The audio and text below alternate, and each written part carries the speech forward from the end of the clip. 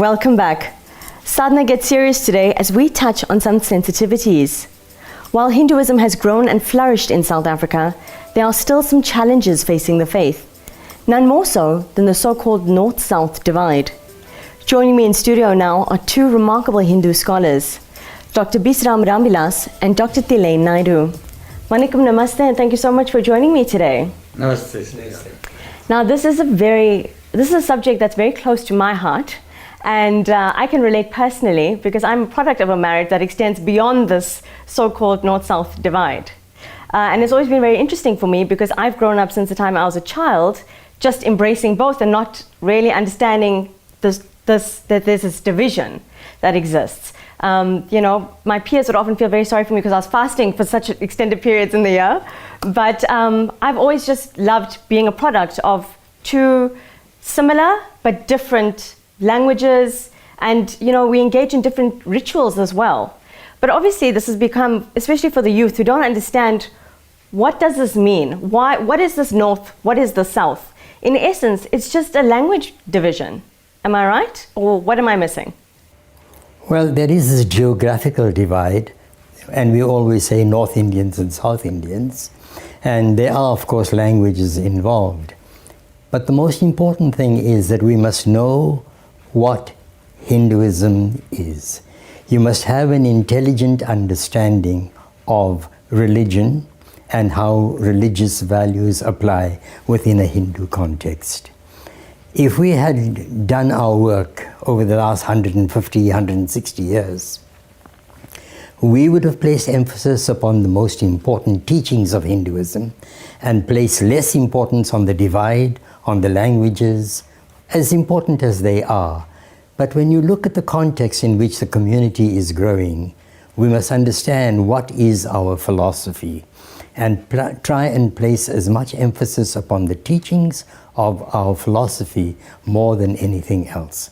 That is where, and because we have failed to do that, that the divide between North and South continues. And in as much as there is that divide, we have to remember also, I don't think we that call ourselves Hindi speaking really speak Hindi, and I don't think the ones who really say that they are Tamil speak Tamil. So then the question arises as to, there may be a few, but we're not talking about the exceptions. Then the question arises as to why do we have the divide? And I'd like to say that it is not the language per se, but rather the culture that is associated with the language. Right. So there are differences in the cultural habits of those that come from a South Indian origin and those that come from a North Indian origin. So it is a legacy of cultural habits that have been transmitted over the ages, and those are basically simply cultural differences that we are really talking about. And these differences, like you rightly said, they tend to fall away when it comes to greater considerations in life. And I always look for this idea of when is our community going to be united, and on what basis, what is the basis of this unity that will come if it ever comes. We must understand that Hinduism originally produced three great avatars: Bhagavan Sri Ram, Bhagavan Sri Krishna, and in more recent times, Bhagavan Sri Ramakrishna. If we look at the teachings of these three great teachers, we must look at them as the uniting factor for Hinduism. The reason why we still continue to experience all these problems is because we are not placing emphasis upon the most important elements of Hinduism. We have no schools, we have no teachers, we have no students who have gone to university and studied these. So if we don't have the education, how are we going to teach it to our children?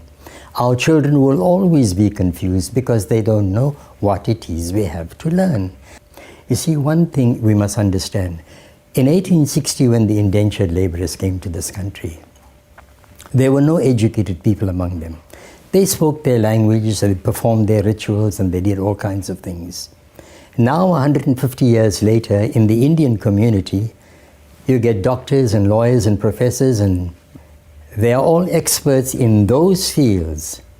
The greatest difficulty within Hinduism is we never allowed our religion to also supply us our education.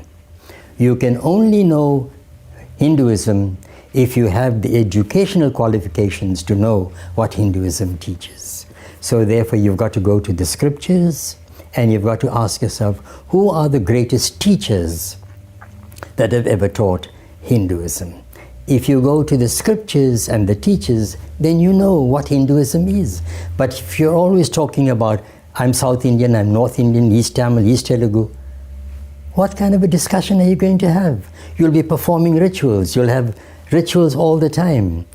You can't go on and on, like the Tamil people will go and carry kavadi. They'll only carry kavadi not because they want to learn anything, but because they want to solve their problems. And you're not even going to solve problems if you don't know the meaning of the rituals that you perform. We can argue about why we go there. And unfortunately, religion is a thing like that. When we go to religions, we're looking for answers. We're hoping that we'll mark our register with God and win, certain favors. But I think most religions have that, and that we don't take our religion seriously. And we need to study our religion to understand the underlying philosophy. But what I'd like to say and ask is it only the Tamil people that are carrying kavadi? And the answer is a very strong no. No, it's not. The Hare Krishna, is it only attracting Tamil or Hindi-speaking people? And the answer again is no. It goes even beyond that. So similarly, if you take the Sai group, and the leaders of the ones who started the divine life here in South Africa, and the leader who started, the Swami who started the Ramakrishna, they may have come from South Indian origins, but it attracted the satsang, the congregation, is across the board. Yeah, well, you must understand that if the emphasis is placed on Tamil, Telugu, Hindi and Gujarati, then that's where the emphasis is going to rest. And you must say, but look, you're supposed to come out of it. I mean, and there must be very little emphasis upon this division. Remember, Nelson Mandela spent 27 years in prison. What did he do the day he came out of prison? He shook hands with white people and said, let's be friends. And then let's be friends with all the communities. Can't the Hindus among themselves be friends? There's a perfect example of a man who says, after 27 years of imprisonment, he comes out and says, let's be friends, let's live in peace and harmony. Can't we do that among ourselves? What about you, Dr. Rambilass? Do you agree? Whether we like it or not, and as I mentioned earlier, it's not such a serious issue for me. We all look for a little space that we want to be comfortable in. And we describe that as Tamil when technically we don't speak the language and so on. But we feel happy to say that. So like I said, it's a harmless thing that we hear. And also we cannot forget as well, if you take Britain, the British Empire, which is a little island that ruled the world, take the number of languages there. And the IRA and the trouble that they've had, just recently it's finished. Otherwise for centuries, or not centuries, I may be wrong, but for what a long period, they just couldn't stand each other. Very same British people speaking different languages.